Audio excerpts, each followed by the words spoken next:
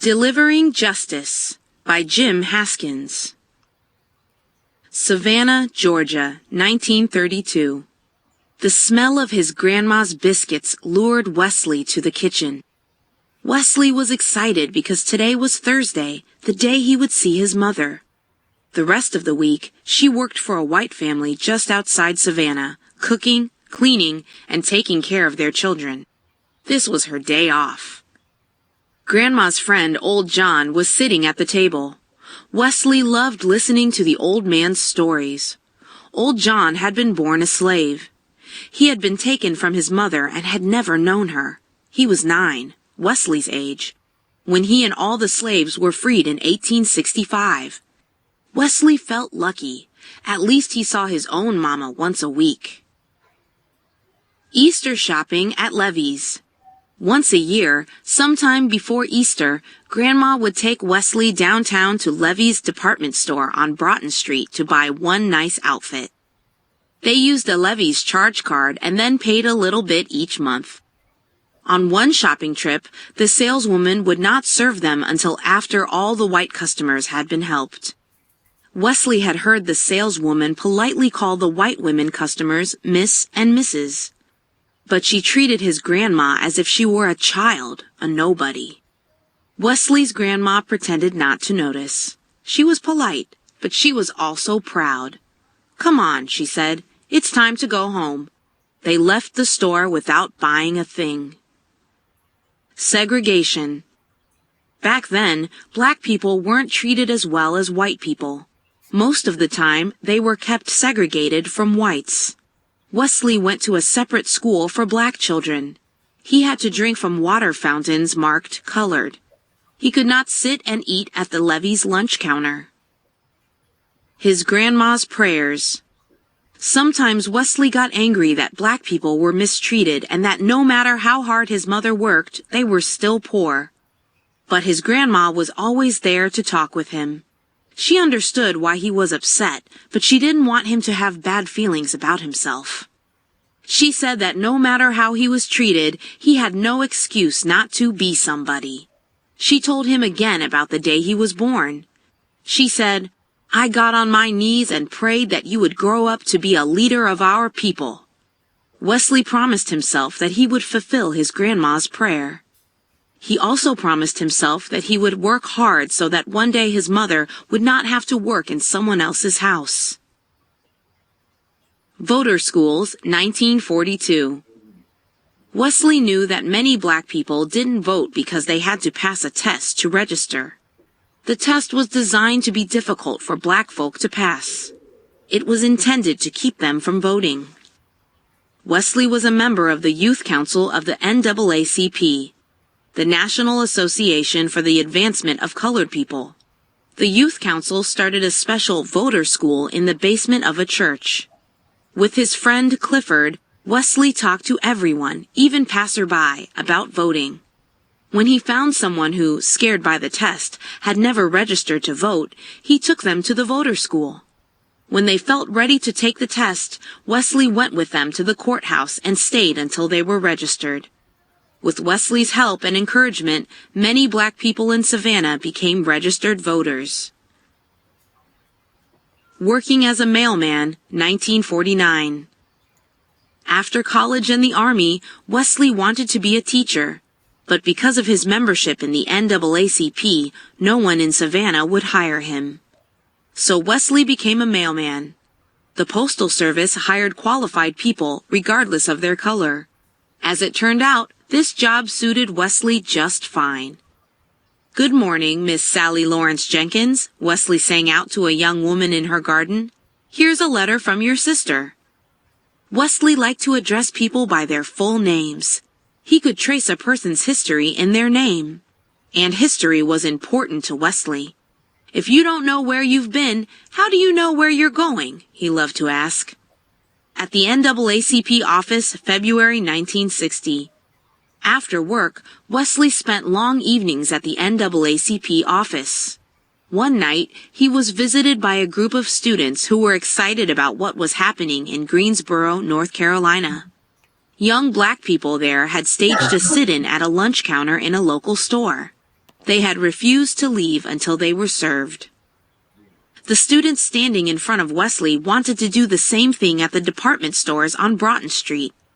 But they needed a leader. Wesley remembered how his grandma had been treated at Levy's, and he agreed to help. But first, the students had to be trained. They had to protest without ever using violence, even if the other side did. If they were attacked and they fought back, Wesley told them, their cause would be lost. Levy's lunch counter. After weeks of training, small groups of students made their way downtown, entered the big stores along Broughton Street, and sat down at the lunch counters. The stores refused to serve them. At Levy's, the manager called the police, who arrested the students for breaking the city's segregation laws. Throwing down their cards. Wesley called a mass meeting the next Sunday at the Bolton Street Baptist Church. People filled the pews and balconies. Wesley opened the meeting with a hymn. All the voices singing together made a thunderous sound. And the mighty noise made people think that perhaps working together, they could really make something happen. Wesley spoke about the arrests of the young people at Levy's. He said that things had to change, and he asked if people were ready to fight for their rights. Someone shouted, "I'll never shop at that store again." Then someone in the balcony threw down a Levy's charge card. Soon, everyone was tossing charge cards into a big pile in the church. The boycott begins March 17th, 1960. The next morning, Wesley led a group downtown. They carried baskets full of charge cards. At Levy's, Wesley and his group dumped the baskets of charge cards onto the sidewalk. Then Wesley announced that no black people would shop at any store on Broughton Street until they were treated equally. The Great Savannah Boycott had begun. Picket lines. Wesley and other members of the NAACP organized a picket line every day in front of Levy's. White people yelled and jeered at the protesters and tried to force them off the sidewalk. But day after day, the protesters returned. One day, a large, burly white man punched one of the demonstrators in the face and broke his jaw. But everyone remembered what Wesley had taught them. They didn't yell or fight back, no matter how much they wanted to. Wesley organized other protests. There were kneel-ins at the white churches on Sundays, and wade-ins at the all-white beach at Tybee. Wesley wanted to end segregation everywhere in Savannah, in libraries, theaters, public pools, beaches, and restrooms, as well as at lunch counters. Talking about peaceful change. Large meetings were held every Sunday at different churches. Protesters talked about their activities. Some gave fiery speeches. The meetings became so popular that no church was big enough to hold everyone who wanted to get in. For a year and a half, no one from the black community shopped on Broughton Street. Wesley walked down the street and started counting. 1, 2, 3, 4, 5 going out of business signs. The white store owners couldn't stay in business without black customers. When he delivered mail to white people, Wesley told them how much he loved Savannah. He wanted the city to be a better place for everyone. They respected Wesley. They saw how peaceful and committed to change the protesters were. Little by little, more and more white people began to sympathize with the protesters. Desegregation without violence. White people in the community who supported Wesley asked what they could do to end segregation and stop the boycott. Together, leaders from the white and black communities worked out a plan. Each evening after delivering the mail, Wesley organized a group of students to sit in at a different kind of business or facility the next day. The theaters would be first, then the restaurants, then the library, and on down the line until every business had been desegregated. Sometimes angry crowds would gather, or white people would leave in protest when the black students arrived.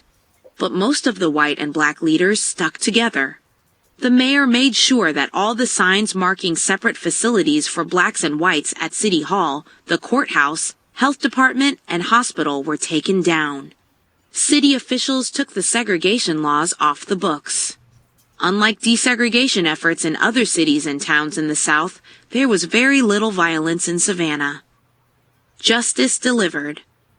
On a Sunday in September 1961, Wesley greeted the hundreds of people who arrived at a downtown Savannah church. Inside, their voices joined together to sing out, "We are soldiers in God's army." When the song ended, Wesley stood in front of the crowd. He saw his mother sitting in the front row. He saw students who had been arrested. He saw faces beaming with pride. Then he announced in a loud, clear voice, "We have triumphed!" Savannah was the first southern city in the United States to declare all its citizens equal, 3 years before the Federal Civil Rights Act made all segregation illegal. People, both black and white, saw Wesley as Savannah's hero. He had kept the protests disciplined and peaceful, even in the face of violence. Modestly, he would say, "I was just doing what every black American should be doing." Wesley Wallace Law delivered more than just the mail to the citizens of Savannah. He delivered justice, too. His grandma's prayers had been answered.